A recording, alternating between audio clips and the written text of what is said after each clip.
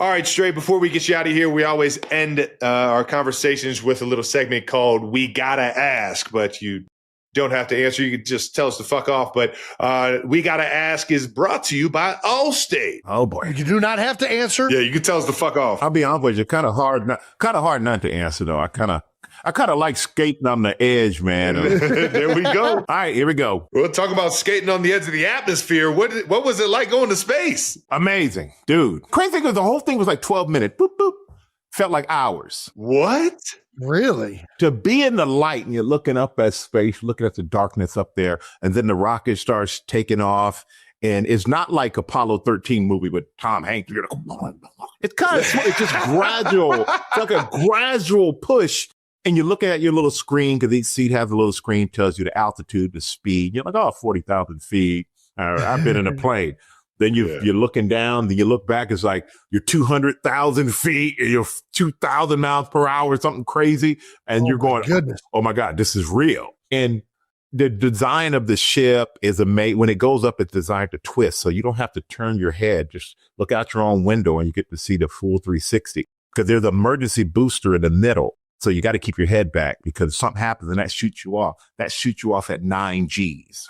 Oh, when you're going up, there's like 3.5. Yeah. Like your Top Gun or something.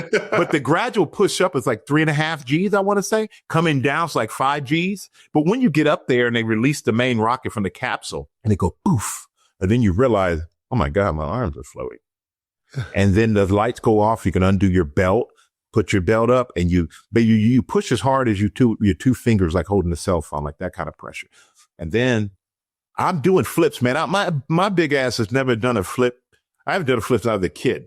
And I'm doing like flips.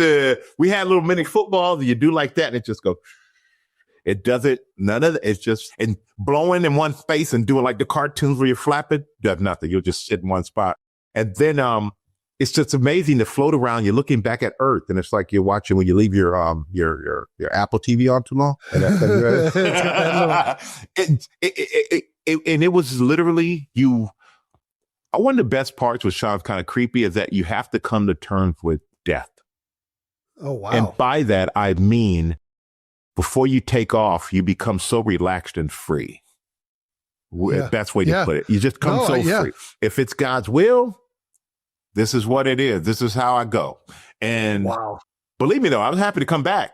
But, but everybody on the ground was crying. And except for my mom was like, your dad did worse. He was jumping out of planes all the time. He's a paratrooper. I'm like, well, damn, Mom, you know what? Come on. But everybody else was crying, but all of us on there were just so happy, man, so filled with joy. That's amazing. And it was one of the best things I've ever done in my life, without a doubt. Wow. Yeah. That is incredible. That's what I wanted to hear, baby. And that was a long explanation, but I loved every second of it, man. I'm so in. I tell you, you would love it. They do an incredible job from start to finish. And I would highly recommend it. If you get the opportunity to do it, I would jump on it in a heartbeat. It's life-changing in a lot of ways. Makes you realize how insignificant you are. An offhand remark. As the NFL season churns on, the spotlight finds Travis not just for his impossible catches, but for what he might be silently celebrating away from the field. There's almost an old-school Hollywood air around the mystery, whispers growing with each day, every teammate joke, every carefully ambiguous answer. When pressed, Kelce gives a laugh loaded with golden secrets, a wink meant for the world, and suddenly everyone's an amateur sleuth. Every highlight and interview is now a treasure map, buried clues waiting to be decoded by followers who want more than final scores. Fans point to his interviews tinged with words like growth, teasing mentions of teamwork that seem to wink at something larger than football. When he posted a cryptic photo of 3 tiny pairs of shoes, fans could barely process it before the image vanished, downloaded, and dissected 1,000 times across every corner of the internet. Could the NFL's most charming tight end be preparing for the ultimate off-field play? A new addition to his home roster? Teammates fan the flames, smiling slyly and swapping knowing looks, hinting that Kelce might be happier than ever for reasons that have nothing to do with football. Reports surface of him shopping for tiny clothes, awkwardly trying to blend in among cribs and onesies. A local legend sneaking through ordinary aisles with none of the subtlety that's required for such a covert mission. The intrigue only deepens as Kelsey's partner all but vanishes from public view. Her social media a puzzle of carefully curated moments and strategic absences. Attentive eyes spot her on a rare live stream, her hand resting on her stomach as she speaks softly about new beginnings. A gesture dissected and replayed with the forensic fervor usually reserved for decisive playoff footage. The world is rife with rabbit holes, threads pulled from candid comments, accidental likes, and those blink and you miss it glimpses into lives just out of reach. It's a modern fairy tale, unscripted and exhilarating, the perfect antidote to the predictability of game summaries and stat sheets. In a culture always straining for the next viral moment, here is a story blossoming in real time, unrehearsed and intensely personal. If there is an underlying truth, Kelce is not giving it away easily.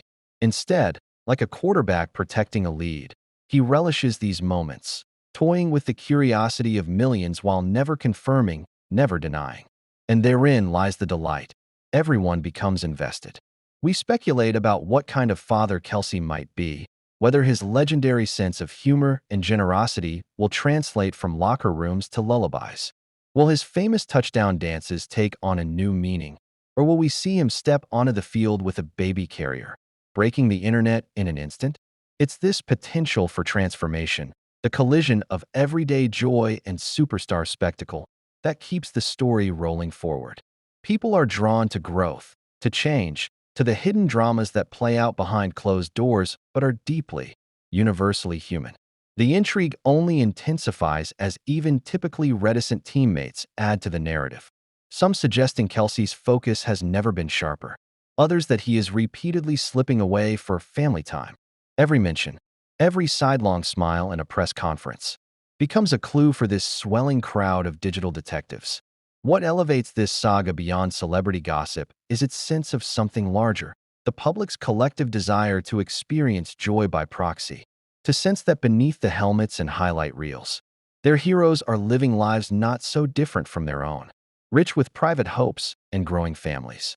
As the questions swirl, the couple's silence becomes a sort of dialogue with their fans, an invitation to imagine, to anticipate, to rejoice ahead of time for a happiness that, shared or not, remains infectious. Will the big reveal arrive during a pivotal playoff game, a halftime show, or in the quiet of an Instagram post glowing with the gentle light of a nursery? Only time will tell. Until then, the magic is in the waiting, in the breadcrumb trail of clues, in the way a single smile from Travis Kelce can send an entire fandom searching for meaning and finding, perhaps, a little more wonder in their own daily lives.